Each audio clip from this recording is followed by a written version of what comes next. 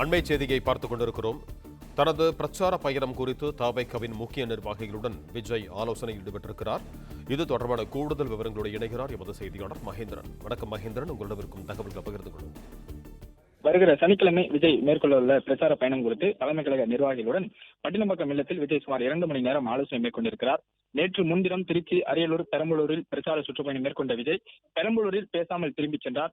ஒரே நாளில் 4 இடங்களில் விஜய் உரையாற்ற திட்டமிட்ட நிலையில் 2 இடங்களில் மட்டுமே உரையாற்ற முடிந்தது. மதியம் 1 மணி அளவில் அந்த அரியலூரில் உரையாற்ற திட்டமிட்ட நிலையில் அங்கு வருவதற்கே இரவு 9 மணி ஆகிவிட்டது.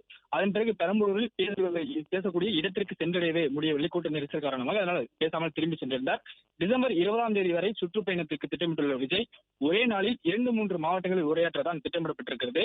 விஜயின் சுற்றுப்பயண திட்டத்தை மாற்றி அமைக்கலாமா அல்லது இதே திட்டத்தில் எப்படி திட்டமிட்ட இடங்களில் உரையை நிறைவு செய்வது, எவ்வாறு தொண்டர்கள் கூட்டத்தை கையாள்வது உள்ளிட்ட பல்வேறு விவகாரங்கள் குறித்து தலைமை கழக நிர்வாகிகளுடன் சுமார் 2 மணி நேரம் ஆலோசனை மேற்கொண்டுள்ளார்.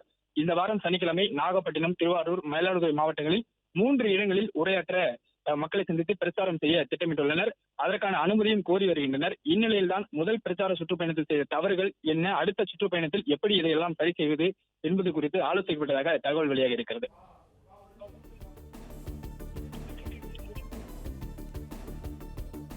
நன்றி மகேந்திரன், உங்க தகவல்களுக்கு.